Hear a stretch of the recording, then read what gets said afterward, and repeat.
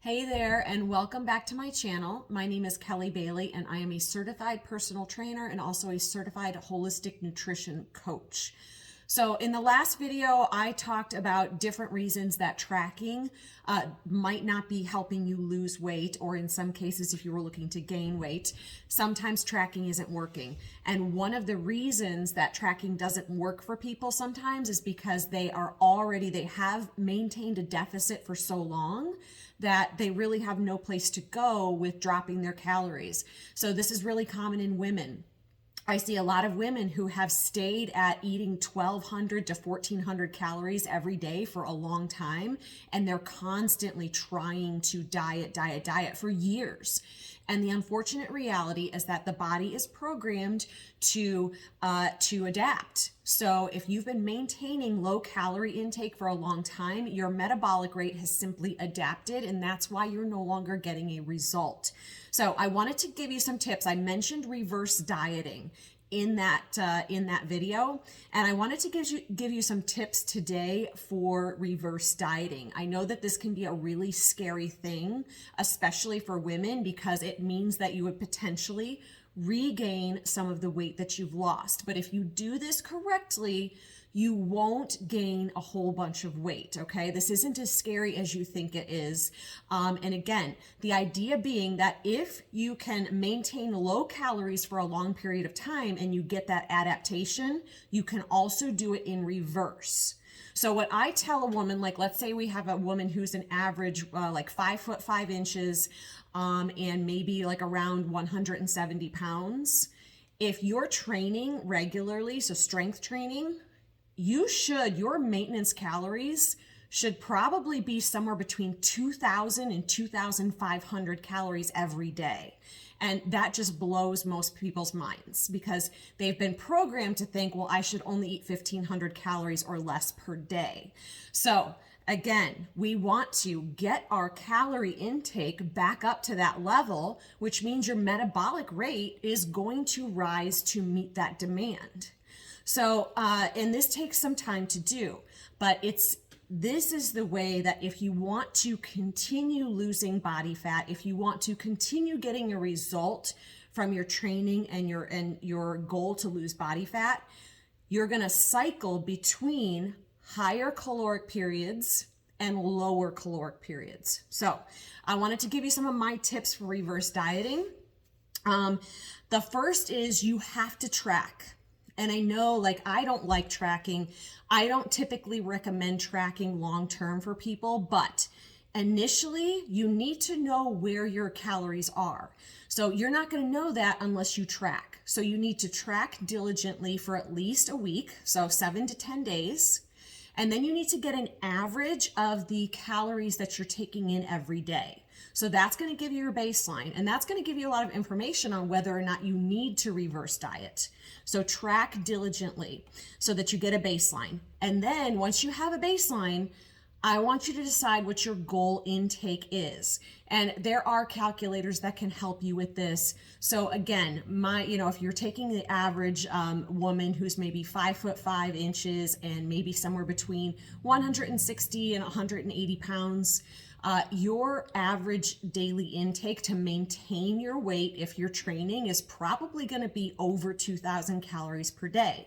So the idea being to work back up, to bring your metabolic rate back up there. So you have to track. That's the first thing. And you should also be tracking during, so that as you're bumping calories, you know that you're actually you're only bumping by a certain amount. So that's number one. Number two is to increase those that caloric intake slowly.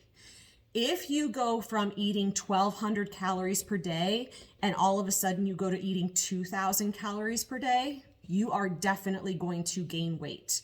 This needs to be a slower process. So what I typically tell my clients to do if we're reverse dieting is add 50 to 100 calories per day per week. And it might even be slower than that. We might do this 100 calories per day for 2 or 3 weeks. And then we bump again. And then we wait another couple weeks. And during this time, it can be important to step on the scale, and that's going to help us determine if we're getting the result we're after. So your weight probably is going to go up just a little bit. And I try to get people to not worry about that, but it's a good measurement to track just to make sure that we're on the right track. You should see your weight come up a little bit. All right, so increase calories slowly, 50 to 100 calories per day, about every 1 to 3 weeks you would increase. And this is simple because when you think about what 50 to 100 calories, 100 calories, it's like 1 tablespoon of peanut butter. It's not hard to meet that caloric increase. The next one is reach your protein target. So this is really important.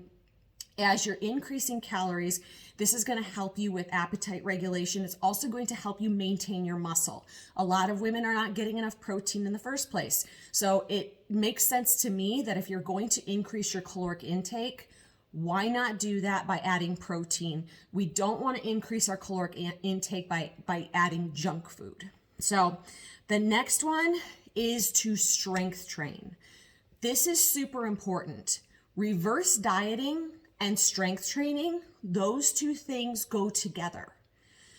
Don't reverse diet without strength training, because what's going to happen is your body is preferentially going to put on body fat because it has no stimulus to add on lean tissue. So if you are going to reverse diet, make sure that you are on a strength training program. That way the extra calories are going to be used toward adding muscle tissue instead of fat tissue. All right, 5, plan to spend 4 to 6 months reverse dieting. For some people, it's even longer. So I tend to plan these reverse diets around the holidays. Number one, we tend to be eating more around those times anyway.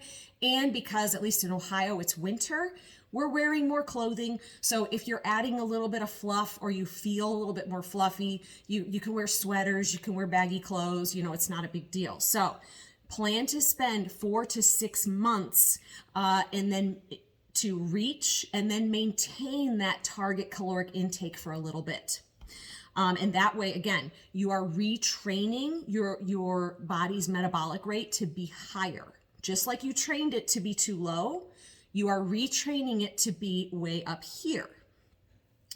The last thing that I sort of want to make a point is to understand and accept that there is likely going to be an increase in your weight and even a little bit in your body fat.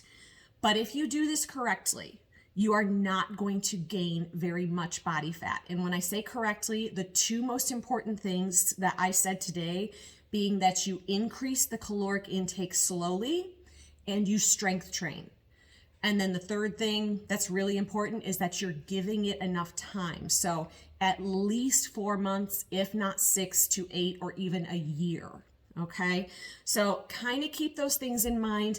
I know that reverse dieting can be a scary concept, but if you have been maintaining excessively low calories for a long time, this is really the only way that you are going to get off of that plateau, raise your metabolic rate to a more normal level. And then after you've done this reverse diet, you can do a short period where you do what's called a cut.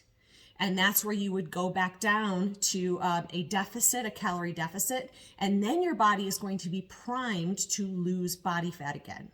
So if you have questions, I know this is one of those topics where it's really intriguing to people because you may not have heard of reverse dieting before. But if you do have questions, you can email me at kellybailey1980@gmail.com, or you can drop a comment below. I hope you found this helpful. Have a great day.